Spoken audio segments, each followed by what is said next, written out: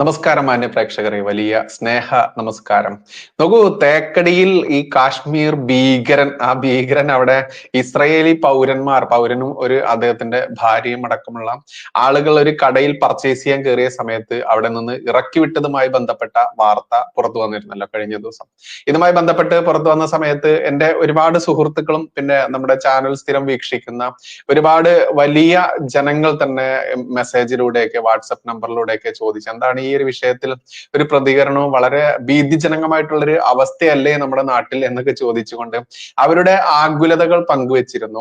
നോക്കൂ, ഇതൊക്കെ തന്നെയാണ് നമ്മളൊക്കെ ഒരുപാട് വർഷങ്ങളായി പറഞ്ഞുകൊണ്ടിരിക്കുന്ന കാര്യം തന്നെയാണ്.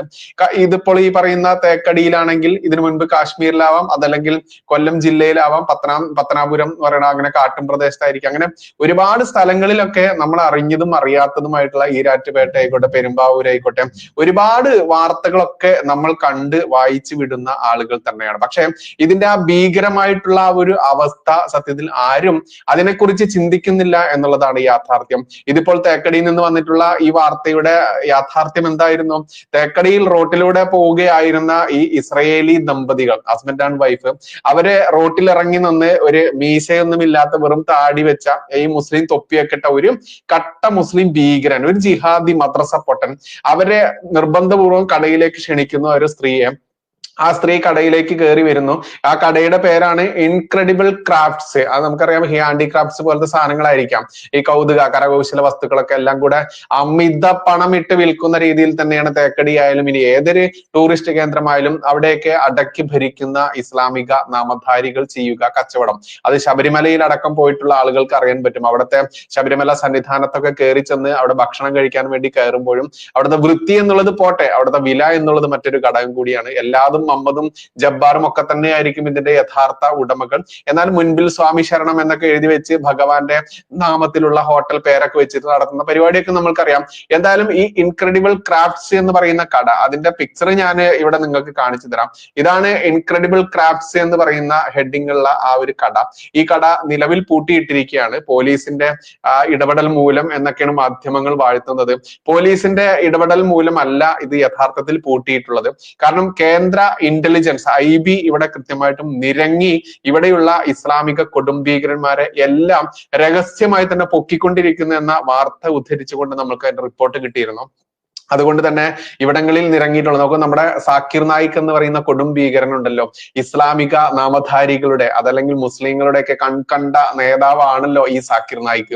ഈ സാക്കിർ നായിക് ഒരു വേള പറഞ്ഞിരുന്നു, കൃത്യമായിട്ട് നിങ്ങൾ കേരളത്തിലേക്ക്, ഇന്ത്യയിലുള്ള എല്ലാ മുസ്ലിങ്ങളും കേരളത്തിലേക്ക് പോവുക, അവിടെ നിങ്ങൾ കേരളത്തെ ഒരു രാജ്യമാക്കി മാറ്റുക, ഇസ്ലാമിക കൊടും ഭീകരതയ്ക്ക് അവിടെ നല്ല വളക്കൂറുള്ള മണ്ണാണ്, അവിടെ മാറി മാറി ഭരിക്കുന്ന ഇടത് വലതായാലും കമ്മ്യൂണിസ്റ്റുകളായാലും കോൺഗ്രസ്സുകാരായാലും അവർ നിങ്ങൾക്ക് എല്ലാ ഒത്താശയും ചെയ്യും, എല്ലാവരും അങ്ങോട്ട് പോവുക എന്ന് ഇന്റർനാഷണൽ ലെവലിലുള്ള ഇസ്ലാമിക കൊടും ഭീകരൻ തന്നെ കേരളത്തെ ആസ്പദമാക്കി സംസാരിച്ചതൊക്കെ നമ്മൾക്കറിയാം. മാത്രമല്ല ഫസൽ ഗഫൂർ എന്ന് പറയുന്ന MES എന്ന് പറയുന്ന ആ ഗ്രൂപ്പിന്റെ ചെയർമാനായിട്ടുള്ള അസ്ത്രം ഗഫൂർ എന്ന് വിളിക്കപ്പെടുന്ന ആ ഗഫൂർ ഒക്കെ പറഞ്ഞ കാര്യം നമ്മൾക്കറിയാം. ഞങ്ങളുടെ കയ്യിൽ ആയുധങ്ങളൊക്കെ റെഡിയാണ്, ആ കൃത്യമായ സമയത്ത് ഞങ്ങൾ ഇത് പ്രയോഗിക്കുമെന്നുള്ള ആഹ്വാനങ്ങളൊക്കെ നമ്മൾ കണ്ടതാണ്. ഇവരുടെ ആരാധനാ കേന്ദ്രങ്ങളിലൊക്കെ പല സമയങ്ങളും മാരക ആയുധങ്ങളൊക്കെ റെയ്ഡ് ചെയ്ത് പിടിക്കപ്പെട്ട കാര്യമൊക്കെ നമ്മൾക്കറിയാം. മാത്രമല്ല പല വനാന്തരങ്ങളിലും ഈ ഇസ്ലാമിക കൊടുംഭീകരന്മാർ കേരളത്തിൽ വന്നുകൊണ്ട് പരിശീലനം നടത്തി, ബോംബടക്കമുള്ള മാരകായുധങ്ങൾ അടക്കമുള്ള സാധനങ്ങൾ വെച്ചുകൊണ്ട് പരിശീലനം നടത്തി എന്നുള്ള വാർത്തയൊക്കെ നമ്മൾ കണ്ടിട്ടുണ്ട്. അതൊക്കെ തമിഴ്നാട് അടക്കമുള്ള മറ്റൊട്ടേറെ സംസ്ഥാനങ്ങളിൽ നിന്നുള്ള ഇന്റലിജൻസ് അതല്ലെങ്കിൽ ATS ഒക്കെ വന്ന് റെയ്ഡ് ചെയ്യുന്ന സമയത്താണ് ഈ കേരളത്തിലെ ആളുകൾ ഇത് അറിയുക എന്നതാണ് യാഥാർത്ഥ്യം. കേരളത്തിലെ മാധ്യമങ്ങൾ ഇതൊന്നും റിപ്പോർട്ട് ചെയ്യില്ല. ഇപ്പൊ തേക്കടിയിൽ നിന്നുള്ള ഈ വാർത്ത തന്നെ റിപ്പോർട്ട് ചെയ്യുന്നത് എങ്ങനെയാണെന്ന് അറിയാമോ? അവിടുത്തെ വ്യാപാരി സമൂഹത്തെ വലിയ രീതിയിൽ പുകഴ്ത്തിക്കൊണ്ടാണ്. കാരണം ഈ കടയിൽ ഇത്തരത്തിൽ ഈ ദമ്പതികൾ ഈ ഒരു ആക്രമണം നേരിടുന്നു, ഇവരെ വിളിച്ചു കയറ്റിയതും ഈ കടയുടമ തന്നെയാണ്, ഈ ജിഹാദി തന്നെയാണ്. പക്ഷെ കടയുടമയുടെ ആ ഒരു കൺട്രോൾ പോയത് എപ്പോഴാന്ന് അറിയാമോ? ഈ സ്ത്രീ, ഇസ്രയേലി വനിത, ഇവർ ഹീബ്രു ഭാഷയിൽ അവരുടെ ഏതോ ഒരു ബന്ധു അവരെ ഫോൺ ചെയ്യുന്നു, അതിൽ സംസാരിക്കുന്നു. അതോടുകൂടി ഞമ്മന്റെ സുഡാപ്പിയുടെ ബാക്കി കുരുകൂടി പൊട്ടിയൊലിക്കുന്നു. ഹീബ്രു ഭാഷ കേട്ടാൽ പിന്നെ ഇവന്റെ കുരു പൊട്ടുന്നതിന് പറഞ്ഞിട്ട് കാര്യമില്ല. അപ്പൊ എവിടെന്നാ വരുന്നത് ചോദിക്കുന്നു.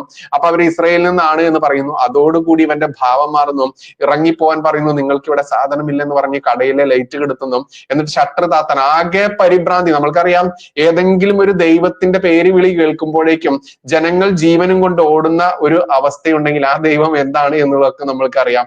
അത് റെയിൽവേ സ്റ്റേഷനായാലും വിമാനത്താവളമായാലും, ഇനി വേണ്ട എന്തൊരു ആഘോഷം നടക്കുന്ന വേളയിലാണെങ്കിലും ഒരു പ്രത്യേക ദൈവത്തിന്റെ കുറിച്ചുള്ള പേര്, പച്ചയ്ക്ക് പറയുകയാണെങ്കിൽ അള്ളാഹു അക്ബർ, ഊലു തക്ബീർ എന്നൊക്കെ വിളിക്കുന്ന സ്വന്തം പടച്ചവന്റെ പേര് കേൾക്കുമ്പോൾ തന്നെ ആളുകൾ സമാധാനം കൂടി ജീവനും കൊണ്ട് ഓടുന്ന അവസ്ഥയൊക്കെ നമ്മൾക്കറിയാം. അത്തരത്തിൽ ഈ തേക്കടിയിൽ ആ ദമ്പതി അവർ പുറത്തിറങ്ങിയതിനു ശേഷം, ആ വനിത, ഇസ്രായേലി വനിത പുറത്തിറങ്ങിയതിനു ശേഷം അവരുടെ ഡ്രൈവറെയും ഹസ്ബൻഡിനെയും വിളിച്ചു വരുത്തുന്നു. ഹസ്ബൻഡ് വന്നതോടുകൂടി അവിടെ വലിയ രീതിയിൽ ചോദ്യങ്ങൾ ചോദിക്കുന്നു. ഞങ്ങൾ ഇവിടെ ഇന്ത്യയിലേക്കാണ് വന്നത്, അല്ലാതെ ഇവിടുത്തെ ഈ കാശ്മീർ ഭീകരരോ ഐസിസ് പോലുള്ള, ഹമാസ് പോലുള്ള കൊടും ഭീകരന്മാരുടെ നാട്ടിലേക്ക് അല്ല വന്നത്. ഇന്ത്യ എന്ന് പറയുന്ന ഇസ്രായേലിന്റെ സുഹൃത്ത് രാജ്യമായിട്ടുള്ള, അത് മോദി വന്നതിന് ശേഷം ഒന്നുമല്ല ഇസ്രായേലും ഇന്ത്യയും തമ്മിലുള്ള സുഹൃത്ത് രാഷ്ട്രം എന്നുള്ള പദവി കിട്ടിയിട്ടുള്ളത്.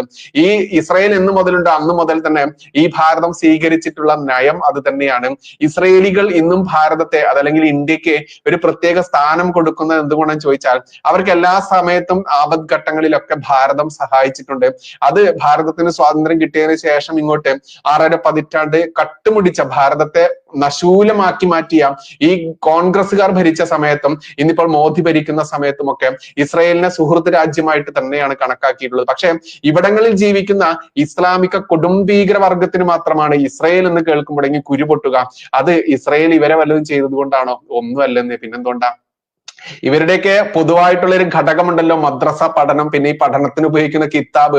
ഈ കിതാബിനുള്ളിലുള്ള സാധനങ്ങൾ ഇത് ലോകത്താകമാനം ഒന്നേ ഉള്ളൂ. അത് ഭാഷയിൽ മാത്രമേ വ്യത്യാസം വരുന്നുള്ളൂ. ഭാഷയിൽ പോലും വരുന്നില്ല, കാരണം അറബിയിൽ തന്നെയാണ് ഇവന്മാർ എല്ലാ നാടുകളിലും ഇത് പഠിക്കുന്നത്. ആ പഠിക്കുന്ന അതിന്റെ മാത്രം ആ ഒരു വ്യത്യാസം കൊണ്ട് തന്നെയാണ് ഈ പറയുന്ന ഇസ്രായേലിയെ കണ്ടപ്പോഴേക്ക് ഇവന്റെ കുരു പൊട്ടി വലിച്ചത്. സാധാരണ നമ്മൾക്കറിയാം, ഇപ്പൊ ഈ സുഡാപ്പികൾക്ക്, ഈ മുസ്ലിങ്ങൾ ഭീകരന്മാർക്ക് ആരോടെങ്കിലും, ഇപ്പൊ ഹിന്ദുക്കളായാലും ക്രിസ്ത്യാനികളായാലും, അവർ കടന്നു വരുമ്പോൾ വലിയ സന്തോഷം മുഖത്ത് അഭിനയിക്കും. എന്നിട്ടോ ഇവൻ കാഫിറാണ്, ഇവന് മാക്സിമം വില കൂട്ടിക്കൊണ്ട് വിൽക്കുക. മാത്രമല്ല, ഇനിയിപ്പോ ഹോട്ടലൊക്കെ ആണെങ്കിൽ ഇവന് കൊടുക്കുന്ന ഭക്ഷണമാണെങ്കിൽ അത് ഞമ്മന്റെ ഹലാലാക്കി മാറ്റുക, സ്പെഷ്യൽ ഒരു ഹലാലാക്കി മാറ്റലൊക്കെ ഇവന്മാരുടെ ആ ഒരു സ്വഭാവമാണ് എന്നറിയാം. പക്ഷെ ഇസ്രയേലിയാണ് എന്ന് കണ്ടപ്പോൾ, ഇസ്രയേൽ പൗരനാണ്, അല്ലെങ്കിൽ വനിതയാണെന്ന് കണ്ടതോടുകൂടി ഇവന്റെ സകല നിയന്ത്രണവും പോയി. അങ്ങനെയാണ് ഈ സുഡാപ്പി, ഈ കാശ്മീരി ഇവരോട് തട്ടിക്കേറുന്നു. നോക്കൂ, ഈ തേക്കടിയിലെ ഈ കടയുടെ മുതലാളിമാർ ആരൊക്കെയെന്ന് അറിയാമോ? ഒരു മലയാളിയും 2 കാശ്മീരികളുമാണ്. ഈ കാശ്മീരിലുള്ള 2 തീവ്രവാദികൾ സത്യത്തിൽ ഇവിടെ വന്ന് ഒളിവിൽ താമസിക്കുകയാണോ എന്ന് സംശയിച്ചാൽ പോലും കുറ്റപ്പെടുത്താനാവില്ല. എന്തായാലും കേന്ദ്ര സേന ഇറങ്ങിക്കൊണ്ട് കാശ്മീരിൽ നിന്ന് ഈ പറയുന്ന തേക്കടിയിൽ നിന്ന് വ്യത്യസ്ത രീതിയിലുള്ള അന്വേഷണങ്ങൾ നടക്കുന്നു. കാരണം കേരളം നമ്പർ 1 ആണെന്ന് നമ്മൾ ഒരുപാട് വട്ടം കേൾക്കാറുണ്ട്. പക്ഷെ ഇപ്പോൾ യഥാർത്ഥത്തിൽ കേരളം നമ്പർ 1 ആയി. അന്താരാഷ്ട്ര മാധ്യമങ്ങളൊക്കെ ഒന്ന് നോക്കുക, പൂർണ്ണമായിട്ടും അതിൽ വാർത്ത വന്നിട്ടുണ്ട്, കേരളം നമ്പർ 1 തന്നെയാണ്. അതിൽ പറഞ്ഞിരിക്കുന്നത് എങ്ങനെയെന്ന് അറിയാമോ? ഇസ്രായേലി പൗരന്മാരോട്, ഇസ്രായേലി വനിതയെയൊക്കെ ഇറക്കി വിട്ട് ഈ പറയുന്ന കേരളത്തിലെ ഈ ഇസ്ലാമിക കൊടും ഭീകരന്മാർ, ഹമാസിനോട് ചായ്വുള്ള, അതല്ലെങ്കിൽ ഐസിസ്, അൽ ഖ്വയ്ദ പോലുള്ള മുസ്ലിം ഭീകരതയോട് ചായ്വുള്ള ഭീകരന്മാരായുള്ള മലയാളി നാട്ടിൽ കേരളത്തിന് വലിയ പെരുമ തന്നെയാണ് ഈ ജിഹാദികൾ മൂലം കിട്ടിയിട്ടുള്ളത്. അല്ല, ആസനത്തിൽ ആലുമുളച്ചാൽ അതും ഒരു തണൽ എന്ന് പറഞ്ഞ് നടക്കുന്നവന്മാരെ പറഞ്ഞിട്ട് കാര്യമില്ല. കാരണം ഇവിടുത്തെ ടൂറിസം മന്ത്രിയുടെ പേരെന്താണ്? ഞമ്മന്റെ മരുവനാണല്ലോ, ജിഹാദി മരുവൻ. ഈ ജിഹാദി മരുവൻ ഇതുവരെ ഇതിനെതിരെ എന്തെങ്കിലും പ്രതികരിച്ചായിട്ട് നിങ്ങൾ കണ്ടോ? ഇല്ലെന്നേ. കാരണം ഞമ്മന്റെ ആളുകളാണ് ഇതൊക്കെ നടത്തുന്നത്. ഇവനറിയാം ഓരോ സ്ഥലത്ത്, ഓരോ ടൂറിസ്റ്റ് പ്ലേസുകളിലും ഈ ഇസ്ലാമിക നാമധാരികൾ തന്നെയാണ് എല്ലാത്തിന്റെയും ഉടമ എന്നുള്ളതും. ഇവന്മാർക്കെതിരെ എന്തെങ്കിലും ശബ്ദിച്ചു കഴിഞ്ഞാലോ, കേരള പോലീസ് നടപടി എടുത്തു കഴിഞ്ഞാലോ വലിയ പ്രശ്നം ഉണ്ടാക്കുമെന്ന് അറിയുന്നത് കൊണ്ട് തന്നെ ഞമ്മന്റെ മരുവൻ ഒന്നും ഇതിനെതിരെ മിണ്ടില്ല. നോക്കൂ, ഈ വാർത്ത ഞാൻ യഥാർത്ഥത്തിൽ ഇന്നലെ ഒന്നും മിണ്ടാതിരുന്നതുകൊണ്ടെന്ന് അറിയാമോ? നമ്മൾ ഇതൊക്കെ തന്നെയാണ് പച്ചയ്ക്ക് പറഞ്ഞുകൊണ്ടിരിക്കുന്നത്. അതുകൊണ്ട് നമ്മൾ പറയുമ്പോൾ നമ്മളെ വർഗീയവാദി, അതല്ലെങ്കിൽ ഭീകരൻ എന്നൊക്കെ പറഞ്ഞ് സംഘി എന്ന പട്ടമൊക്കെ ചാർത്തി നമുക്ക് സംഘി എന്ന് വിളിക്കുന്ന എനിക്ക് അഭിമാനം തന്നെയാണ്. ചാണക സംഘി എന്നൊക്കെ വിളിച്ചാൽ നമുക്ക് വലിയ അഭിമാനം തന്നെയാണ്. കാരണം ഞാൻ 79-ൽ ജനിച്ച ആളാണ്. അതുകൊണ്ട് തന്നെ എനിക്കറിയാം, പഴയ കാലത്തെ ഈ പറയുന്ന ചാണകം മെഴുകിയ തറയിൽ ഇരുന്നും കളിച്ചും കിടന്നുറങ്ങിയും ഒക്കെ ജീവിച്ചിട്ടുള്ള ദാരിദ്ര്യം എന്തെന്ന് കൃത്യമായിട്ട് അത് അറിഞ്ഞുകൊണ്ട് ജീവിച്ചിട്ടുള്ള മനുഷ്യൻ തന്നെയാണ് ഞാൻ. അതുകൊണ്ട് തന്നെ ചാണകം എന്നുള്ളത് അണുനാശിനി തന്നെയാണ്. അതുകൊണ്ട് ചാണക സംഘി എന്ന് വിളിച്ചാൽ സത്യം ധർമ്മം പറയുന്ന ആളുകളെല്ലാം സംഘികളാണ്. അതോടൊപ്പം ചാണകം എന്ന് പറയുന്ന അണുനാശിനി കൂടെ കൂടുമ്പോൾ അത് നമ്മൾക്ക് ഒന്നുകൂടി അഭിമാനം തന്നെയാണ്. കാരണം ഇവനെയൊക്കെ നമ്മൾ വിളിക്കേണ്ടത് അമേദ്യ സുഡാപ്പി അതല്ലെങ്കിൽ അമേദ്യ ജിഹാദി എന്നാണല്ലോ വിളിക്കുന്നത്. മനുഷ്യൻ വിസർജിക്കുന്ന ആ വിസർജ്യത്തെ കൂട്ടിച്ചേർത്താണ് ഇവനെ വിളിക്കുന്നത്. അതുകൊണ്ട് ചാണകം അതിനേക്കാൾ എത്രയോ നല്ല പവിത്ര, അത് വളത്തിന് ഉപയോഗിക്കുന്നത് മാത്രമല്ല അത് ഭസ്മമാക്കിയൊക്കെ ഓരോ ഹിന്ദു വീടുകളിലും പൂജാമുറികളിലൊക്കെ സൂക്ഷിക്കുന്നുണ്ട്.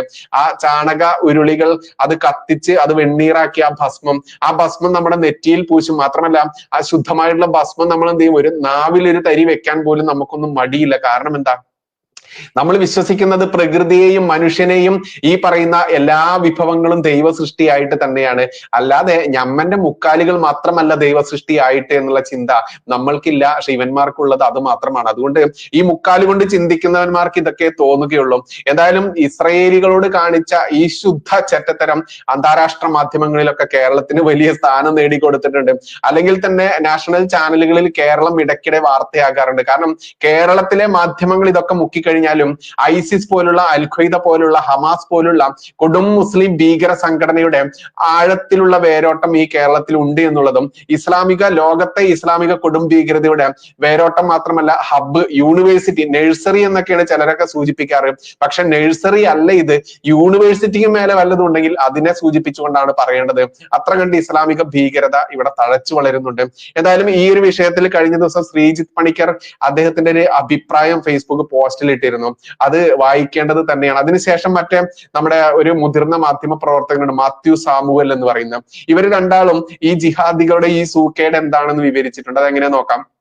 ശ്രീജിത്ത് പണിക്കർ പറയുന്നത് ഇങ്ങനെയാണ്: എല്ലാ വർഷവും ആയിരക്കണക്കിന് ഇസ്രായേലി ടൂറിസ്റ്റുകൾ കാശ്മീരിൽ പോകുന്നുണ്ട്. അവിടെ കാശ്മീരുകൾ ഉണ്ട്, അവർക്കൊന്നും ഒരു പ്രശ്നവുമില്ല. അതായത് കാശ്മീരിലേക്ക് ടൂർ പോകുന്ന ആളുകൾക്കറിയാം അവിടെ കാശ്മീരിൽ ഇഷ്ടംപോലെ മുസ്ലിങ്ങളുണ്ട്. അവരുടെ ആദ്യത്തെ സ്വഭാവം ഇന്നിപ്പോൾ ആർട്ടിക്കിൾ 370 എടുത്തു കളഞ്ഞതിന് ശേഷമുള്ള സ്വഭാവമൊക്കെ നമ്മളൊന്ന് കണ്ടു മനസ്സിലാക്കേണ്ടത് തന്നെയാണ്. അവർക്കൊന്നും ഒരു പ്രശ്നവുമില്ല ഇസ്രയേലികളെ കാണുമ്പോൾ. അവിടെ ചില ഭാഗത്തൊക്കെ ഇസ്രയേലി പിറ്റ് ഷോപ്സ്, ഇസ്രയേലിന്റെ ഷോപ്പുകൾ വരെ ഉണ്ട് എന്നാ പറയുന്നത്. ഈ കാശ്മീരിൽ ഞാൻ പോയിട്ടില്ല, അപ്പൊ ശ്രീജിത്ത് പണിക്കർ പറയുകയാണ് അതും കാണാൻ സാധിക്കും. ഡൽഹിയിൽ, ഓൾഡ് ഡൽഹി ഭാഗത്ത് കൂടുതലും മുസ്ലിങ്ങളാണ് താമസിക്കുന്നത്. അവിടെ സ്ഥിരം ഇസ്രയേലി ടൂറിസ്റ്റുകളെ കാണാം, അവിടെയും പ്രശ്നമില്ല. ദുബായ് എബ്രഹാം കരാറിന് ശേഷം ആയിരക്കണക്കിന് ഇസ്രയേലി ടൂറിസ്റ്റുകൾ അവിടെ വരുന്നുണ്ട്, അവിടെയും പ്രശ്നമില്ല. പക്ഷെ കേരളത്തിൽ വന്നാൽ പ്രശ്നമാണ്. കാരണം അൽ കേരള കുമളിയിൽ ഉണ്ടായ സംഭവം, ആ 2 ടൂറിസ്റ്റുകളും അവിടെ നിന്നും ചെക്ക് ഔട്ട് ചെയ്ത് തിരികെ പോയി. കുമളി പോലീസ് അവരെ സമീപിച്ച് അവരോട് ചോദിച്ചു പരാതി ഉണ്ടോ എന്ന്. അവർക്ക് പരാതി ഇല്ല എന്ന് പറഞ്ഞു. ആ വീഡിയോ നോക്കിയാൽ മനസ്സിലാവുന്ന കാര്യം, അവർ പറയുന്നുണ്ട് ഞങ്ങൾ ഇന്ത്യ എന്ന മഹാരാജ്യത്താണ്, ഇവിടെ ഇന്ത്യ എന്ന മഹാരാജ്യത്താണ്, ഇവിടെ ക്രിസ്ത്യൻസ്, ഹിന്ദു, ജൂതർ, മുസ്ലിം എല്ലാവരും ഉണ്ട്. ഞങ്ങൾ ഇവിടെയാണ് വിനോദസഞ്ചാരികളായിട്ട് വന്നത്, എന്തിനാണ് ഞങ്ങളെ നിങ്ങൾ വേർതിരിക്കുന്നത് എന്ന് ആ വീഡിയോയിൽ ഈ പറയുന്ന ഇസ്രായേലി ദമ്പതികൾ ചോദിക്കുന്നുണ്ട്. അപ്പോൾ കേരളത്തിന്റെ നമ്പർ 1 പട്ടം എവിടെ വരെ എത്തി എന്നുള്ളത് ആലോചിച്ച് നോക്കും. ഇവിടെ ഉത്തരം കൊടുക്കേണ്ടത് ഇരട്ടച്ചങ്കനും മരുമോൻ മൊണ്ണ റിയാസുമാണ്. ഇതേ കടയിൽ പല ആവർത്തി പ്രശ്നങ്ങൾ ഉണ്ടായിട്ടുണ്ട്. അവിടെ 12ഓളം കാശ്മീരികൾ കടകൾ നടത്തുന്നുണ്ട്. പല സന്ദർഭങ്ങളിലും ഈ കാശ്മീരികൾ അവിടെ പ്രശ്നമുണ്ടാക്കിയിട്ടുണ്ട്. ഇന്ത്യ പാകിസ്ഥാൻ ക്രിക്കറ്റ് മാച്ച് നടന്ന സമയത്ത് അവർ പാകിസ്ഥാൻ അനുകൂലമായിട്ട് പടക്കങ്ങൾ, മറ്റു ആഹ്ലാദം ഉണ്ടായിരുന്നു. അതിനെ ചോദ്യം ചെയ്തവരെ ഇവർ അകാരണമായി മർദ്ദിച്ചു. ഇവർക്കെതിരെ അന്ന് അവിടെ പോലീസ് കേസുണ്ട്. അവരെ അവിടെ നിന്ന് പറഞ്ഞയക്കുവാൻ കേരള സർക്കാർ തയ്യാറാകണം. സ്ഥിരം പ്രശ്നക്കാരാണ് ഇവന്മാർക്ക് എല്ലാ പ്രോത്സാഹനവും കൊടുക്കുന്നത് അവിടെയുള്ള മതഭ്രാന്തന്മാരാണ്. പോലീസിന്റെ റിപ്പോർട്ടാണ് ഞാൻ പറയുന്നത്. നോക്കൂ, ഇത് മാത്യു സാമുവൽ എഴുതിയ പോസ്റ്റാണ്. ഞാൻ ശ്രീജിത്ത് പണിക്കർ എന്നാണ് പറഞ്ഞത്, അതിൽ ക്ഷമിക്കണം, അത് തിരുത്തുണ്ട്. ഇത് ഇനി ശ്രീജിത്ത് പണിക്കർ പറയുന്നത് മറ്റൊരു ഭാഷ്യത്തിലാണ്, അതുകൂടി കേൾക്കേണ്ടതുണ്ട്. എങ്ങനെയെന്നറിയാമോ? അദ്ദേഹം പറയുന്നു, ഇവരും ഹമാസുകാരും തമ്മിൽ എന്ത് വ്യത്യാസം? കുമളിയിൽ കാശ്മീർ സ്വദേശികളായ കടക്കാർ വിനോദസഞ്ചാരികളായ 2 വിദേശികളെ കടയിൽ വിളിച്ചു കയറ്റിയ ശേഷം അവർ ഇസ്രയേലുകാർ ആണെന്നറിഞ്ഞപ്പോൾ അപമാനിച്ച് ഇറക്കി വിട്ടു. ഓർക്കുക, ഇരു കൂട്ടരും തമ്മിൽ മുൻ പരിചയമില്ല, മുൻ വൈരാഗ്യമില്ല, കടയിൽ വെച്ചും വിദ്വേഷം ഉണ്ടാകേണ്ട ഒന്നും നടന്നിട്ടില്ല. എന്നിട്ടും കടക്കാർക്ക് വിദേശികളോടുള്ള വിരോധമാണ് കാരണം അവരുടെ പൗരത്വമാണ്, അഥവാ അതിലൂടെ കടക്കാർ ഊഹിച്ചെടുത്ത അവരുടെ മതമാണ്. നമ്മൾക്കറിയാം ഇസ്രയേലികളുടെ ആ ജൂതരോടുള്ള ഇവന്മാരുടെ അടങ്ങാത്ത പകയുണ്ടല്ലോ. അത് ഞമ്മന്റെ ആ ഒരു മമ്മൂഞ്ഞി കാലഘട്ടം മുതൽ ഇങ്ങോട്ട് അവരുടെ കിതാബൊക്കെ വായിച്ചാൽ എല്ലാവർക്കും മനസ്സിലാവും. വെറും 1400 വർഷം ചരിത്രമുള്ളെങ്കിൽ പോലും ഈ 1400 വർഷവും വിദ്വേഷത്തിന്റെയും വെറുപ്പിന്റെയും കലാപത്തിന്റെയും മതവർഗീയതയുടെയും അതല്ലെങ്കിൽ ആക്രമണത്തിലൂടെ എല്ലാവരെയും കീഴ്പ്പെടുത്തുക, കൊന്നൊടുക്കുക, മതം മാറ്റുക എന്ന ആ സിസ്റ്റം മാത്രം തന്നെയാണ് ഇവർ തുടക്കം മുതൽ ഇപ്പോഴും സ്ഥിര കൈയടക്കി വെച്ചിരിക്കുന്നത്. അതുകൊണ്ട് തന്നെയാണ് പല ലോക രാജ്യങ്ങളും ക്രൈസ്തവ രാജ്യങ്ങളായിരുന്ന രാജ്യങ്ങൾ പോലും ഇന്ന് എങ്ങനെയാണ് ഇവർ കീഴടക്കിയത് എന്നൊക്കെ ചിന്തിക്കുന്നിടത്ത് കൃത്യമായിട്ടും ദൃഷ്ടാന്തമുണ്ട്. ഇനി പറയുന്നു, ശ്രീജിത്ത് പണിക്കർ പറയുന്നു, ഇനി ഹമാസുകാരെ കുറിച്ച് ഓർത്തു നോക്കൂ. അവർ തട്ടിക്കൊണ്ടുപോയി തടവിൽ വെച്ചിരിക്കുന്ന ആളുകളുമായി അവർക്കും മുൻപരിചയമില്ല, അവരോട് മുൻവൈരാഗ്യവുമില്ല. ആകെയുള്ളത് അവരുടെ പൗരത്വ ബോധം, മതത്തോടുമുള്ള വിരോധമാണ്. അതായത് ഇസ്രയേൽ എന്ന് പറയുന്ന ആ രാജ്യത്തോടുള്ള അവരുടെ മതത്തോടും ആ ജൂതന്മാരോടുള്ള വിരോധവും ഇവന്റെയൊക്കെ കിതാബിൽ ഇവൻ പഠിച്ചിട്ടുള്ള ഈ മതവിദ്യാഭ്യാസം, ഈ മത തീവ്രത, ഈ മദ്രസ പൊട്ടൻ വിദ്യാഭ്യാസം തന്നെയാണ് ഇവനെ കൊണ്ട് ഇതൊക്കെ ചെയ്യിപ്പിക്കുന്നത്. അല്ലാണ്ട് ഇസ്രയേലിലുള്ള ഈ ഹമാസുകാർ തട്ടിക്കൊണ്ടുപോയിട്ടില്ല, ഒരുപാട് ഇസ്രയേലികളെ തട്ടിക്കൊണ്ടുപോയിരുന്നല്ലോ. ഇപ്പോ ഈ പറയുന്ന ഹമാസിനോട്, ഭീകരന്മാരോട് ഹമാസ് ഭീകരത നശിപ്പിക്കുമെന്ന് പറഞ്ഞ് ഇസ്രായേൽ ശപഥമെടുക്കുന്നതിന് മുൻപ് എങ്ങനെയായിരുന്നു ഇസ്രായേലിലേക്ക് ഒക്ടോബർ 7 കടന്നു വന്നുകൊണ്ട് എത്രയോ നിരപരാധികളെ കൊന്നൊടുക്കുന്നു, കുഞ്ഞു മക്കളെ പോലും തട്ടിക്കൊണ്ടുപോകുന്നു, ബലാത്സംഗം ചെയ്യുന്നു, അരുംകൊല നടത്തുന്നു, അവിടുത്തെ സ്ത്രീ ജനങ്ങളെ തട്ടിക്കൊണ്ടുപോകുന്നു, ക്രൂരമായി ബലാത്സംഗം ചെയ്ത് തെരുവിലൂടെ നഗ്ന ശരീരം, മൃതശരീരത്തെ പോലും വെറുതെ വിടാതെ ഇസ്ലാമിക ഭീകരതയുടെ കൊടും ഭീകരതയൊക്കെ നമ്മൾ കണ്ടതല്ലേ. അതെന്തുകൊണ്ടാണ് ഇവർ ചെയ്യുന്നത്? ആകെ ഒരേ ഒരു കാരണമേ ഉള്ളൂ, ഞമ്മന്റെ മതവും ഞമ്മന്റെ ആ പൊത്തകവും മാത്രം തന്നെയാണ് ഇതിനെല്ലാം കാരണം. ഇനിയോ അല്ലാതെ ഏതെങ്കിലും ഇസ്രയേലികൾ ഈ പറയുന്ന കേരളത്തിലെ, ഈ കാശ്മീരിലോ ഭാരതത്തിലോ എവിടെയെങ്കിലും വന്നിട്ട് ഏതെങ്കിലും മുസ്ലിങ്ങളെ ഉപദ്രവിച്ചതായിട്ട് നിങ്ങൾക്ക് അറിവുണ്ടോ? ഇല്ല. പിന്നെ നമ്മുടെ ഭാരതം എന്ന് പറയുന്ന എന്റെ പെറ്റ രാജ്യത്തിന്റെ നിലപാട്, ആ രാജ്യത്തിന്റെ നിലപാട് നരേന്ദ്രമോദി സർക്കാർ അധികാരത്തിൽ വന്നതിന് ശേഷമല്ല, അതിനു മുൻപ് 6.5 പതിറ്റാണ്ട് ഭാരതം ഭരിച്ച കോൺഗ്രസ് സർക്കാരുകൾ ഉള്ള സമയത്തും ഇസ്രായേലിനോട് സ്വീകരിച്ച സുഹൃത്ത് രാഷ്ട്രം അതല്ലെങ്കിൽ ഭാരതത്തിൽ നിന്ന് എല്ലാ സഹായവും നൽകിക്കൊണ്ട് തന്നെയായിരുന്നു. അപ്പോൾ ഇത് നരേന്ദ്രമോദി വന്നതിന് ശേഷമോ RSSകാരോ BJP ഉണ്ടാക്കിയ ഒരു സിസ്റ്റം അല്ല ഈ ഇസ്രായേൽ എന്ന് പറയുന്ന രാജ്യത്തോടുള്ള കൂറ്.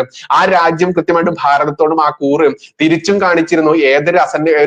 ഏതൊരു പ്രശ്നം വരുന്ന സമയത്തും, ഏതൊരു യുദ്ധം വരുന്ന സമയത്തും, പാകിസ്ഥാൻ ആയാലും ചൈന ആയാലും ഈ ദുഷ്ടരാഷ്ട്രങ്ങൾക്കെതിരെയൊക്കെ നിലപാടെടുക്കേണ്ടി വരുന്ന സമയത്ത് ഭാരതത്തിന് ഒരുപാട് സഹായങ്ങൾ ചെയ്തിരുന്നു. അതിൽ ഏറ്റവും എടുത്തു പറയേണ്ടത് കാർഗിൽ യുദ്ധകാലത്ത് തന്നെയായിരുന്നു. അന്ന് കോൺഗ്രസ് ഭരണമായിരുന്നു എന്നുള്ളത് ഈ ജിഹാദികൾ മനഃപൂർവ്വം മറക്കും, വിസ്മരിക്കും എന്നുള്ളതാണ് സത്യം. ഇനി ശ്രീജിത്ത് പണിക്കർ പറയുന്നു, പൗരത്വത്തിന്റെയോ മതത്തിന്റെയോ പേരിൽ ഒരു രാജ്യത്തിന്റെ രാഷ്ട്രീയ നയങ്ങളോടുള്ള വിയോജിപ്പ് അന്നാട്ടിലെ പൗരന്മാരോടുള്ള വിരോധമായി മാറുന്നത് ഇത്തരം ഹമാസ് ചിന്ത ഉള്ളിൽ വെച്ച് നടക്കുന്നവർക്ക് മാത്രമാണ് ഉണ്ടായിരിക്കുക. ഒരു രാജ്യത്തെ പൗരൻ അവന്റെ സർക്കാർ നയങ്ങളുടെ പ്രതിനിധിയാണ് എന്നോ, ഒരു മതത്തിൽ ജനിച്ചു വീഴുന്നവൻ ആ മതത്തിന്റെ ഗുണദോഷങ്ങളുടെ പ്രതിനിധിയാണോ എന്നൊക്കെയോ കണ്ട് തീരുമാനങ്ങൾ എടുക്കുന്ന അല്പബുദ്ധികളാണ് ഇക്കൂട്ടർ. അതായത് ഒരു രാജ്യത്തിന്റെ അഭിമാനമാണ് ഇവർ തകർക്കുന്നതെന്ന ചിന്ത ഇവർക്കില്ല. കാരണം ഇവർക്ക് ആകെയുള്ളത് ഈ മദ്രസ പൊത്തകം പഠിച്ചത്, ഈ കിതാബ് ബുദ്ധിയും ഈ മദ്രസ പൊട്ട ബുദ്ധിയും വെച്ചുകൊണ്ട് ഒരു രാജ്യത്തിന് അന്താരാഷ്ട്ര മാധ്യമങ്ങളിലൂടെ കിട്ടുന്ന ഈ പ്രചാരണമുണ്ടല്ലോ.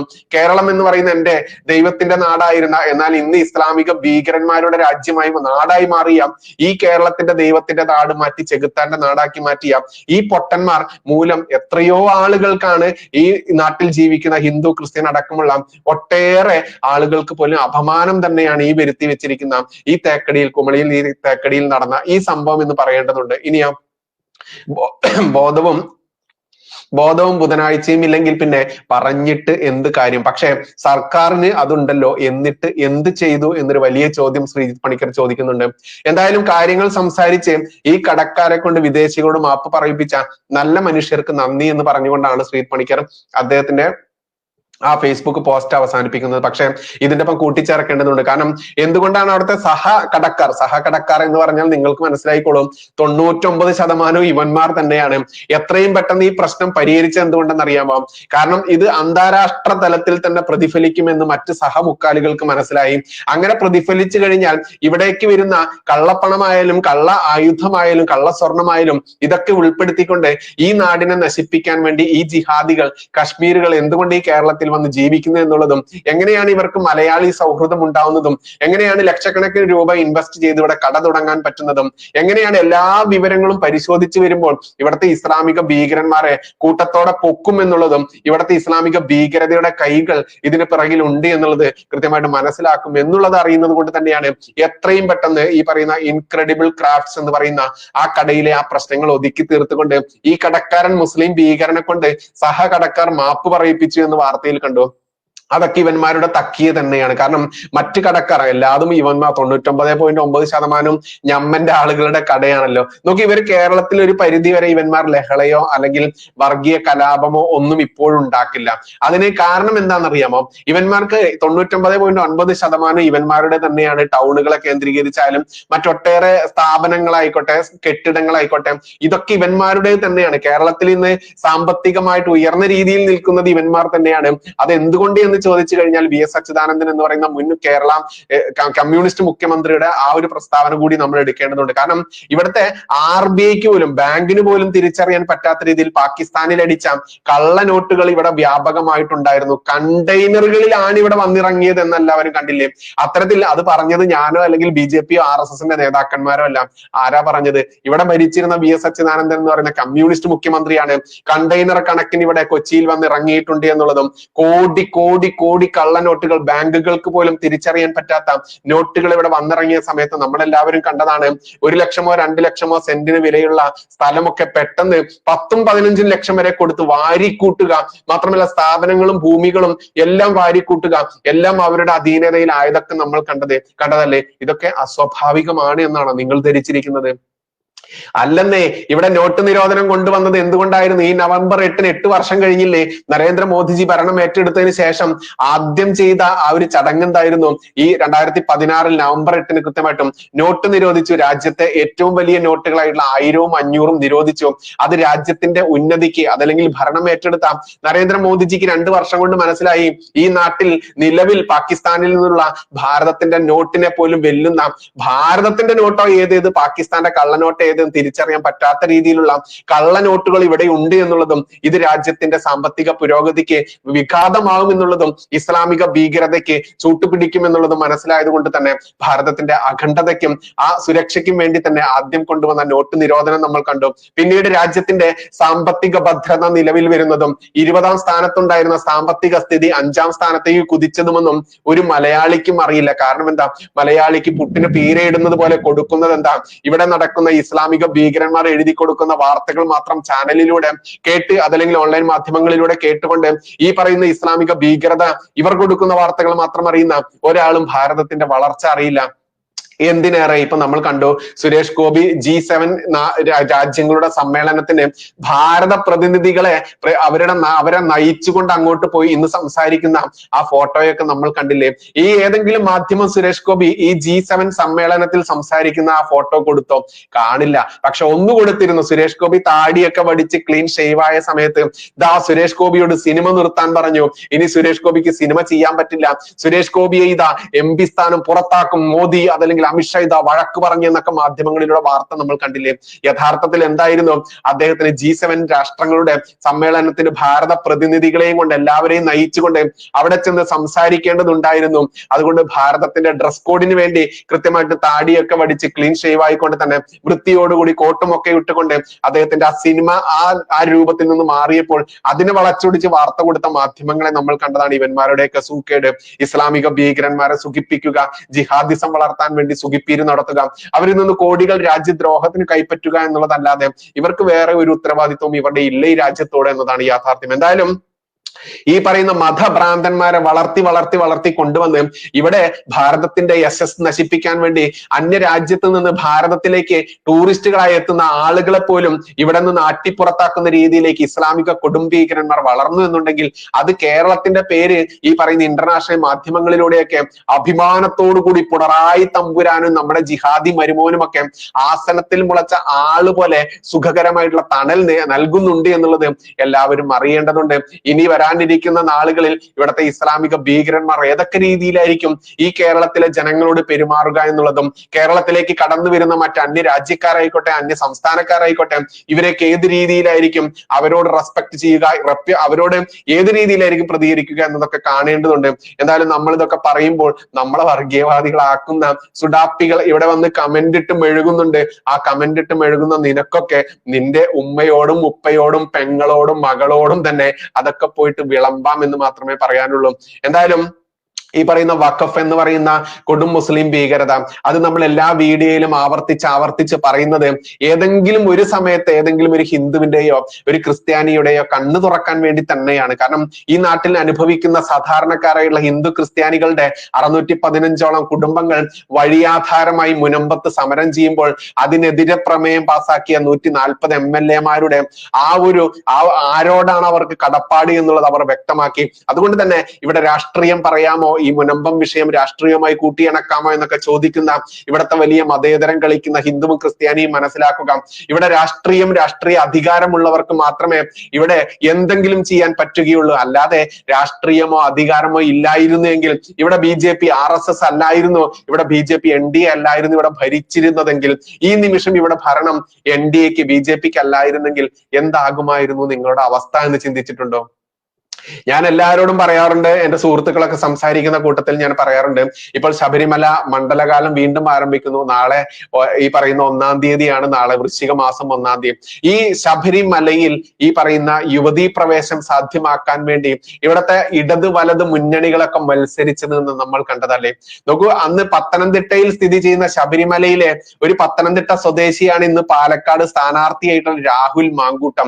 ഈ രാഹുൽ മാങ്കൂട്ടം കഴിഞ്ഞ ദിവസം രഥോത്സവത്തിൽ രഥം വലിക്കുന്ന കയറിന് വേണ്ടി അവിടെ തിക്കും തിരക്കും കൂട്ടുന്ന, ചെരുപ്പിട്ടുകൊണ്ട് രഥം വലിക്കുന്ന അവിടുത്തെ ശ്രീകണ്ഠൻ എന്ന് പറയുന്ന അവിടുത്തെ MP ഒക്കെ നമ്മൾ കണ്ടില്ലേ. നോക്കൂ, അവരൊന്നും വിശ്വാസത്തോടു കൂടിയല്ല രഥം വലിക്കാൻ ചെന്നിരിക്കുന്നത്. ഈ ചെരുപ്പിട്ട് വലിക്കുന്ന അവിടുത്തെ ശ്രീകണ്ഠൻ എന്ന് പറയുന്ന MP-യോട് അവിടുത്തെ വിശ്വാസികളായിട്ടുള്ള സ്ത്രീകൾ തർക്കിച്ചുകൊണ്ട് അവനെ ചോദ്യം ചെയ്യുന്നതൊക്കെ നമ്മൾ കണ്ടില്ലേ. അവിടെ ഈ രഥം വലിക്കാൻ വന്ന രാഹുൽ മാങ്കൂട്ടൻ വിശ്വാസം കൊണ്ട് വന്നതാണ് എന്ന് നിങ്ങൾ ധരിക്കുന്നുണ്ടോ? മണ്ടന്മാരായുള്ള ഹിന്ദുക്കളെ, മണ്ടന്മാരായുള്ള ക്രിസ്ത്യാനികളെ. അവന് വേണ്ടത് ഹിന്ദുവിന്റെയും ക്രിസ്ത്യാനിയുടെയും വോട്ടടക്കമുള്ള, പിന്നെ ഈ മുസ്ലിങ്ങളുടെ 40,000 വോട്ട് മാത്രം അതങ്ങോട്ട് അടിച്ചു മാറ്റുക. അവിടെ ഏറ്റവും നിങ്ങൾ ശ്രദ്ധിക്കേണ്ടത് 90,000-ഓളം വരുന്ന ഹിന്ദു വോട്ടുകൾ അത് അടിച്ചെടുക്കാൻ വേണ്ടിയാണ് ഇവൻ രഥം വലിക്കാൻ വന്നത്. ഇവൻ വിശ്വാസി ആയിരുന്നെങ്കിൽ ശബരിമലയിൽ ഈ പറയുന്ന കണ്ട വെടികളെയൊക്കെ കയറ്റാൻ വേണ്ടി ഇടതുപക്ഷവും വലതുപക്ഷവും ഒക്കെ മത്സരിച്ച് പ്രവർത്തിച്ച സമയത്ത് അതിനെതിരെ തുറന്ന് ശബ്ദിച്ചിരുന്നോ ഈ രാഹുൽ മാങ്കൂട്ടം? ഇല്ലെന്നേ. അന്ന് അവനത് ആവശ്യമായിരുന്നില്ല. അന്ന് ഇസ്ലാമികരുടെ പ്രീണനം, ഇസ്ലാമിക ഭീകരന്മാരെ പ്രീണിപ്പിക്കുക, അവരുടെ ആ വോട്ട് ബാങ്ക് വാങ്ങിക്കൊണ്ട് ജയിച്ചു വരിക എന്ന് മാത്രമേ ഉണ്ടായിരുന്നുള്ളൂ.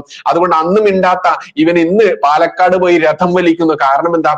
പാലക്കാട് 90,000 ഹിന്ദുക്കളും 40,000 മുസ്ലിങ്ങളും പിന്നെയോ 5,000-ഓ 10,000-ലോ ഉള്ളിൽ വരുന്ന ക്രിസ്ത്യാനികളും മാത്രമേ ഉള്ളൂ. അതുകൊണ്ട് 90,000 × 40,000 എന്ന വലിയൊരു റേഷ്യോ ഉണ്ടല്ലോ, വലിയൊരു മാർജിൻ ഉണ്ടല്ലോ. ആ മാർജിൻ തെറ്റിച്ചുകൊണ്ട് 40,000 മുസ്ലിങ്ങളുടെ വോട്ട് എങ്ങനെയാലും അടിച്ചെടുക്കും. പക്ഷേ ഈ 90,000-ൽ നിന്ന് പകുതിയെങ്കിലും അടിച്ചു മാറ്റാൻ വേണ്ടിയാണ് അവിടെ കുറിയൊക്കെ തൊട്ട് ക്ഷേത്രങ്ങളൊക്കെ കയറിയിറങ്ങി അവിടെ ഇസ്ലാമിക പ്രീണനമൊന്നും വേണ്ട, മുസ്ലിങ്ങളെ സൂചിപ്പിക്കും വേണ്ട, രഥമൊക്കെ വലിച്ചുകൊണ്ട് ഇവൻ അവിടെ കാട്ടിക്കൂട്ടുന്ന നാടകമൊക്കെ കാണുന്ന ഹിന്ദുക്കളെ, ഇനിയും നിന്റെയൊക്കെ തലയിൽ വിവരം ഉദിച്ചിട്ടില്ല എന്നുണ്ടെങ്കിൽ നീ മനസ്സിലാക്കുക, അധികാരമുണ്ടെങ്കിലേ, രാഷ്ട്രീയത്തിൽ സ്ഥാനമാനങ്ങളിലേക്ക് എത്തിയാൽ മാത്രമേ, അധികാര സ്ഥാനങ്ങളിൽ എത്തിയാൽ മാത്രമേ, ഭരണത്തിലേക്ക് എത്തിയാൽ മാത്രമേ ഇവിടെ BJPക്കും RSSനും നിന്നെ ഇനിയും തുടർന്ന് സംരക്ഷിക്കാനാവുകയുള്ളൂ. അതിന്റെ തുടക്കം എന്നുള്ളത് നമ്മൾക്കറിയാം. ഇവിടെ O രാജഗോപാൽജി അദ്ദേഹം നേമത്ത് ജയിച്ച ഒരു തവണ 5 വർഷത്തോളം MLA ആയത് നമ്മൾക്കറിയാം. അതുകൊണ്ട് ആദ്യത്തെ താമരയല്ല ഇവിടെ വിരിഞ്ഞിട്ടുള്ളത്. സുരേഷ് ഗോപി ആണെങ്കിൽ ലോക്സഭയിലേക്ക് ആദ്യ താമര തൃശ്ശൂരിൽ എന്ന് പറയാം, പക്ഷെ നിയമസഭയിൽ നേമത്തായിരുന്നു. എന്തായാലും ഇവിടെ പാലക്കാട് 2ാമത്തെ MLA ആയിക്കൊണ്ട് C കൃഷ്ണകുമാർ ജയിച്ചു വരേണ്ടത് ഒരു ഹിന്ദുവിന്റെയോ ഒരു RSSകാരന്റെയോ BJPക്കാരന്റെയോ മാത്രം ഉത്തരവാദിത്തമല്ല എന്നുള്ളത് ആ നാട്ടിലെ ക്രിസ്ത്യാനികൾ കൂടി മനസ്സിലാക്കുക. ഇവിടെ അധികാരം പിടിച്ചെടുത്തു കഴിഞ്ഞാൽ ഇവിടെ ഈ പറയുന്ന BJP ആയാലും NDAയുടെ ഘടകകക്ഷികളും ഒക്കെ വളർന്നു വന്നിട്ടില്ല എന്നുണ്ടെങ്കിൽ ഇന്ന് ഈ കാശ്മീരിൽ നിന്ന് വന്നിട്ടുള്ള ഒരു മലയാളിക്കടയിൽ, അതായത് മലയാളി ഒരുത്തനും ബാക്കി 2 കാശ്മീരികളും ഈ 3 കൂടി നടത്തുന്ന കടയിൽ നിന്ന് ഇസ്രായേലികളെ ഓടിക്കണം എന്നുണ്ടെങ്കിൽ നാളെ ഹിന്ദുവെ ക്രിസ്ത്യാനി ഈ കേരളത്തിൽ നിന്ന് നിന്നെ ഓടിക്കാൻ കാശ്മീരികളായിട്ടുള്ള മുസ്ലിങ്ങളും ബംഗ്ലാദേശിൽ നിന്നുള്ള മുസ്ലിങ്ങളും പാകിസ്ഥാനിൽ നിന്നുള്ള അതല്ലെങ്കിൽ ഒട്ടേറെ രാജ്യങ്ങളിൽ നിന്നടക്കമുള്ള മുസ്ലിങ്ങൾ ഇവിടെ വന്നുകൊണ്ട് നിന്നെ ഓടിക്കുമ്പോൾ അപ്പ കിടന്ന് മോങ്ങിയിട്ട് ഒരു കാര്യമില്ല. ഇനിയോ ഇത്തരത്തിൽ ഇനിയും നമ്മൾ ഒരുപാട് പറയേണ്ടതുണ്ട്. ഇവിടെ ഒരുപാട് ഹിന്ദു നാമത്തിലും ക്രിസ്ത്യൻ നാമത്തിലും എന്താണ് ഒരു ഗണേശൊക്കെ വന്നിട്ട് കമന്റ് ഇടുന്നുണ്ട്. എടോ ഗണേശെ, നിന്റെയൊക്കെ ആ മനസ്സിലിരിപ്പ് എനിക്ക് മനസ്സിലാവും. മതേതരൻ എന്ന് ചമഞ്ഞുകൊണ്ട് അതല്ലെങ്കിൽ ഹിന്ദു നാമത്തിൽ വന്നിട്ടുള്ള ഇസ്ലാമിക ഭീകരനാണ് എന്നുള്ളത് അന്നം കഴിക്കുന്ന ആളുകൾക്ക് മനസ്സിലാക്കാനാവും. ഇവിടെ മമ്മദ്മാർ കമന്റ് ഇടുന്ന പോലെ തന്നെ ഹിന്ദുക്കളും ക്രിസ്ത്യാനികളും വന്ന് കമന്റ് ഇട്ടാലൊക്കെ എനിക്ക് ഇത് മാത്രമാണ് എടോ എന്ന് മാത്രമേ പറയാനുള്ളൂ. കാരണം നീയൊക്കെ നിന്റെ ബാപ്പാനോടും ഉമ്മാനോടും പെങ്ങളോടും മകളോടും സഹോദരിയും ഒക്കെ സംസാരിച്ച് ശീലിച്ച നിന്റെ മദ്രസയിൽ പഠിച്ച ആ സംസ്കാരമുണ്ടല്ലോ, അത് നീ ആരോട് പ്രകടിപ്പിച്ചാൽ എന്നോട് പ്രകടിപ്പിക്കേണ്ട. കാരണം 1ന് 10 നിനക്ക് തിരിച്ച് അങ്ങോട്ടും തരാൻ എനിക്ക് കൃത്യമായിട്ടും അറിയാം. സഭ്യമായതും അസഭ്യമായതും കൃത്യമായിട്ട് തിരിച്ചടിച്ചുകൊണ്ട് തന്നെയാണ് ശീലമുള്ളത്. അതേത് രീതിയിൽ ആക്രമണമായാലും ഒന്നിനെങ്കിലും തിരിച്ച് കൂട്ടത്തിൽ കൊണ്ടുപോകാതെ ഒറ്റയ്ക്ക് പോകുന്ന ഏർപ്പാട് എനിക്കില്ല മോനെ. അതുകൊണ്ട് ഇങ്ങോട്ട് വരുമ്പോൾ ചിന്തിക്കുക, ഒന്നിനെങ്കിലും കൂട്ടത്തിൽ കൂട്ടിയിട്ടേ ഞാൻ പോവുകയുള്ളൂ. പിന്നെ എന്നെ പോലത്തെയോ അതല്ലെങ്കിൽ ജാമിദ ടീച്ചർ ആയിക്കോട്ടെ, ജബ്ബാർ മാഷ് ആയിക്കോട്ടെ, ആരിഫ് ഹുസൈൻ ആയിക്കോട്ടെ, അനിൽ കൊടിത്തോട്ടം ആയിക്കോട്ടെ, സെബാസ്റ്റ്യൻ പുന്നക്കൽ ആയിക്കോട്ടെ, റീന ആയിക്കോട്ടെ, ഈ ഇസ്രായേലിൽ നിന്നുള്ള റീന ആയിക്കോട്ടെ, ഇത്തരത്തിലുള്ള ഒട്ടേറെ ആളുകളെ നിങ്ങൾക്ക് അസഭ്യം വിളിച്ചുകൊണ്ടും വേണമെങ്കിൽ അവരെ ശാരീരിക ആക്രമണം നടത്തിക്കൊണ്ടും നിശബ്ദരാക്കാൻ പറ്റും. പക്ഷെ നീയൊക്കെ മനസ്സിലാക്കുക, ഒരു ജോസഫ് മാഷിന്റെ കയ്യും കാലും വെട്ടി നീ നിന്റെ യഥാർത്ഥ ഇസ്ലാമിക ഭീകരത ഇവിടെ പുറത്തെടുത്ത സമയത്ത് അതിന് എത്രയോ ശക്തിയോടുകൂടി എത്രയോ ആളുകൾ ഇന്ന് മുന്നോട്ട് വന്നുകൊണ്ട് ഈ ലോകത്ത് നടക്കുന്ന സമാധാനം എന്ന് പറയുന്ന ഈ 4 അക്ഷരം തകർക്കുന്നത് ഒരേ ഒരു വർഗമേ ഉള്ളൂ എന്ന് കൃത്യമായിട്ട് ലോകത്തോട് വിളിച്ചു പറയാൻ ഒട്ടേറെ ജോസഫ് മാഷന്മാർ വീണ്ടും കടന്നു വന്നത് വ്യത്യസ്ത പേരുകളിൽ ബൈജുവായും ജാമിദ ടീച്ചറായാലും ആരിഫ് ഹുസൈനായാലും അനിൽ കൊടിത്തോട്ടമായാലും റീനയായാലും ഇത്തരത്തിൽ ഒട്ടേറെ ആളുകൾ കടന്നു വന്നത് നിന്റെ അന്ത്യം കുറിക്കാൻ തന്നെയാണ്. ലോകത്തിന്ന് നീ വെറുപ്പിന്റെയും വിദ്വേഷത്തിന്റെയും ആളുകളായിട്ട് നിന്നെ ആളുകൾ മനസ്സിലാക്കുന്നുണ്ടെങ്കിൽ അത് നിന്റെ മാത്രം കുണം കൊണ്ടാണ് മദ്രസ കുണം കൊണ്ടാണ്, ആ പൊട്ടത്തരം കൊണ്ടാണ്, ഈ വർഗീയത കൊണ്ടാണ് എന്ന് പച്ചയ്ക്ക് പറയേണ്ടതുള്ളൂ. അതുകൊണ്ട് നീ എന്തൊക്കെ വേണമെന്നുണ്ടെങ്കിലും നീ പ്രവർത്തിച്ചോ. നിനക്ക് എത്രത്തോളം പ്രവർത്തിക്കാനാവുമോ അത്രത്തോളം നിന്റെ തനി സ്വരൂപം ഈ ലോകം കണ്ടുകൊണ്ടിരിക്കുക തന്നെയാണ്. ഏതായാലും ഈ പറയുന്ന തേക്കടിയിൽ നടന്ന ഈ സംഭവം ചെറിയൊരു സംഭവമായിട്ടല്ല ലോക മാധ്യമങ്ങൾ എടുത്തിട്ടുള്ളത്. അന്താരാഷ്ട്ര മാധ്യമങ്ങൾ മറിച്ചു നോക്കുന്ന മദ്രസ പൊട്ടന്മാർക്ക് പിന്നെ എഴുത്തും വായനയും അറിയില്ല. ആകെ അറിയുന്നത് ഈ അള്ളാഹു അക്ബർ, അസ്സലാമു അലൈക്കും, ഇങ്ങനത്തെ കുറച്ച് അറബി മാത്രമായതുകൊണ്ട് അവരെ കുറ്റം പറഞ്ഞിട്ട് കാര്യമില്ല. അവർക്കത് വായിക്കാൻ അറിയില്ല. പക്ഷെ വായിക്കാൻ അറിയുന്ന ആളുകൾ നേരെ പോയി നോക്കുക. ഇന്റർനാഷണൽ മാധ്യമങ്ങളിൽ പൂർണ്ണമായിട്ടും 2 രാജ്യങ്ങൾ തമ്മിലുള്ള സൗഹൃദ അന്തരീക്ഷം പോലും തകർക്കാൻ വേണ്ടി ഈ മുസ്ലിം ഭീകരന്മാർ കാട്ടിക്കൂട്ടിയ ഈ ശുദ്ധ ചെറ്റത്തരമുണ്ടല്ലോ, അത് വലിയ വാർത്ത തന്നെയാണ്. അത് എന്റെ ഭാരതത്തിന്റെ സുഹൃത്ത് രാഷ്ട്രമായിട്ടുള്ള എന്റെ ഭാരതത്തിന് ജീവൻ നൽകിയും എന്ത് ശക്തി നൽകിയും സഹായിക്കാൻ വേണ്ടി എപ്പോഴും സജ്ജരായിരിക്കുന്ന ഇസ്രായേൽ എന്ന് പറയുന്ന എന്റെ ഭാരതത്തിന്റെ സഹോദര രാജ്യത്തെ അപമാനിക്കുമ്പോൾ ഇവിടത്തെ ഓരോ ഹിന്ദുവിനും ക്രിസ്ത്യാനിക്കും പൊള്ളേണ്ടതുണ്ട്. ഓരോ ദേശീയതയ്ക്കും ഇഷ്ടപ്പെടുന്ന, ദേശീയ രാഷ്ട്രീയത്തെ ഇഷ്ടപ്പെടുന്ന, തന്റെ രാജ്യത്തെ ഇഷ്ടപ്പെടുന്ന ഓരോ ആളുകൾക്കും പൊള്ളേണ്ടതുണ്ട്. കാരണം ഇവിടുത്തെ മുസ്ലിം ഭീകരന്മാർ പുളച്ചു വളഞ്ഞുകൊണ്ട് ഈ രാജ്യത്തിന്റെ ഈ പറയുന്ന അഖണ്ഡതയും സുരക്ഷയും നശിപ്പിച്ചുകൊണ്ട് ഈ നാടിന് പേരുദോഷം വരുത്താൻ, അപമാനം വരുത്താൻ വേണ്ടി തുനിഞ്ഞിറങ്ങുമ്പോൾ അതിനെതിരെ പ്രതികരിക്കാൻ ഓരോരുത്തരും വാ തുറന്നുകൊണ്ട് ശക്തിയോടുകൂടി മുന്നോട്ട് വന്നിട്ടില്ല എന്നുണ്ടെങ്കിൽ ഇന്നീ പറയുന്ന അൽ കേരളം എന്ന് വിളിക്കപ്പെടുന്ന ഈ ഇസ്ലാമിക ഭീകരന്മാരുടെ യൂണിവേഴ്സിറ്റിയായുള്ള ഈ നാട്ടിൽ നിന്നും ഹിന്ദുവെ ക്രിസ്ത്യാനി നീ നിന്റെ കൂടും കുടക്കയും എടുത്ത് ഓടേണ്ട നാളുകൾ വലിയ വിദൂരമല്ല എന്ന് വീണ്ടും പറഞ്ഞുകൊള്ളട്ടെ. എന്തായാലും തേക്കടിയിൽ നടന്ന ഈ സംഭവങ്ങൾക്ക് ഈ ഇന്റലിജൻസ് ബ്യൂറോ ആയാലും, കേന്ദ്ര ഇന്റലിജൻസ് ബ്യൂറോ ആയി കഴിഞ്ഞാലും, കേന്ദ്ര അന്വേഷണ സംഘമായാലും ശക്തമായിട്ട് വന്നിട്ടുണ്ട്. ഒട്ടേറെ ഈ മുസ്ലിം ഭീകരന്മാരെ ഇവിടുന്ന് പൊക്കിക്കൊണ്ട് തിഹാറിലേക്ക് കൊണ്ടുപോയി ഇട്ടിട്ടുണ്ട് എന്ന വാർത്തകൾ പോലും വരുന്നു. നമ്മൾ കണ്ടതാണ് പോപ്പുലർ ഫ്രണ്ട് ഭീകരന്മാരെയൊക്കെ. രായ്ക്കു രാമാനം എന്ന് പറയുന്ന ആ വാക്ക് പാലിച്ചുകൊണ്ട് നമ്മളൊക്കെ രാവിലെ 6 മണിക്ക് 7 മണിക്കൊക്കെ വാർത്ത വെച്ച് നോക്കിയ സമയത്താണ് ഇസ്ലാമിക കൊടും ഭീകര സംഘടനയായിട്ടുള്ള ഈ പോപ്പുലർ ഫ്രണ്ടിനെ നിരോധിച്ചിരിക്കുന്നു. അതിന്റെ പൂർണ്ണമായ പ്രവർത്തകരെ തീഹാറിൽ കൊണ്ട് എത്തിച്ചിരിക്കുന്നു. അതിന് ചാർട്ട് ചെയ്ത ഒരു ഫ്ലൈറ്റിൽ ഇവറ്റുകളെയൊക്കെ കൂട്ടത്തോടെ അടുക്കിക്കൊണ്ട് ഈ പന്നികളെ പൂർണ്ണമായിട്ടും അടുക്കി തീഹാർ ജയിലിൽ കൊണ്ടേയിട്ടു എന്നുള്ള വാർത്ത നമ്മളൊക്കെ എപ്പോഴാണ് അറിഞ്ഞത്? എന്തെങ്കിലും ഒരു സൂചന ഉണ്ടായിരുന്നോ നമ്മൾക്ക് ഈ പറയുന്ന ഭീകര സംഘടന നിരോധിക്കുമെന്നോ ഇവറ്റകളെ ഈ പന്നിക്കൂട്ടങ്ങളെ പൂർണ്ണമായിട്ട് തീഹാറിൽ കൊണ്ട് അടയ്ക്കുമെന്ന് നമ്മൾ ചിന്തിച്ചിരുന്നോ? ഇല്ലല്ലോ. അതുകൊണ്ട് തന്നെ കേന്ദ്രം ഭരിക്കുന്ന BJP ആയിക്കോട്ടെ, NDA ആയിക്കോട്ടെ, അതിനും ആ ഒരു മാതൃ സംഘടന RSS ആയിക്കോട്ടെ, ഇവർ കൊടുക്കുന്ന പിൻബലം, ആ ശക്തി ഒന്നുകൊണ്ട് മാത്രമാണ് ഇന്ന് കേരളത്തിലെ ഹിന്ദുവും ക്രിസ്ത്യാനിയും സുരക്ഷിതരാണ് എന്ന ബോധത്തോടെ ചെറുതായിട്ടെങ്കിലും ജീവിച്ചു പോകുന്നത്.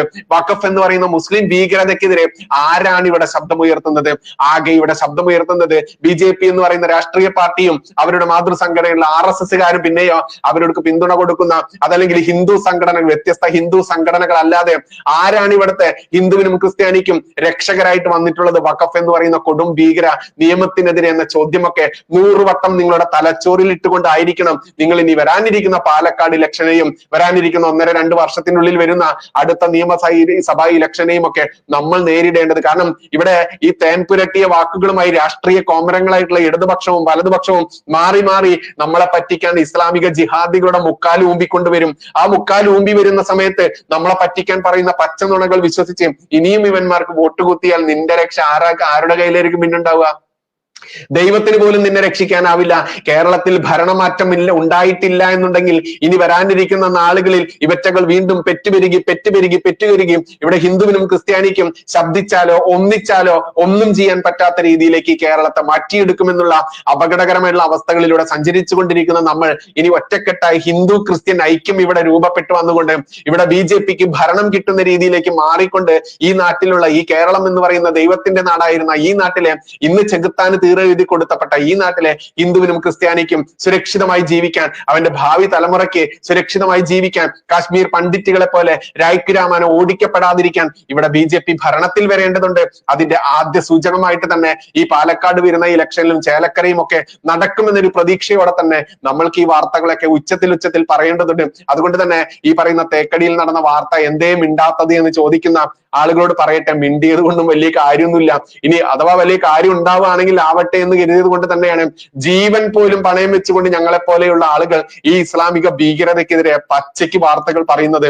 അതുകൊണ്ട് അത് ഏറ്റെടുത്തുകൊണ്ട് മാക്സിമം ആളുകളിലേക്ക് എത്തിക്കുക, കൂടുതൽ ശക്തി ആർജിക്കാൻ ഇവിടെ വോട്ട് ബാങ്ക് എന്ന രീതിയിലേക്ക് ഓരോ ഹിന്ദുവും ഓരോ ക്രിസ്ത്യാനിയും മാറേണ്ടതിന്റെ ആ അവിഭാജ്യ സമയം ആയിരിക്കുന്നു എന്ന ഓർമ്മപ്പെടുത്തലോടെ നന്ദി, നമസ്കാരം. ജയ് ഹിന്ദ്, ജയ് ശ്രീറാം.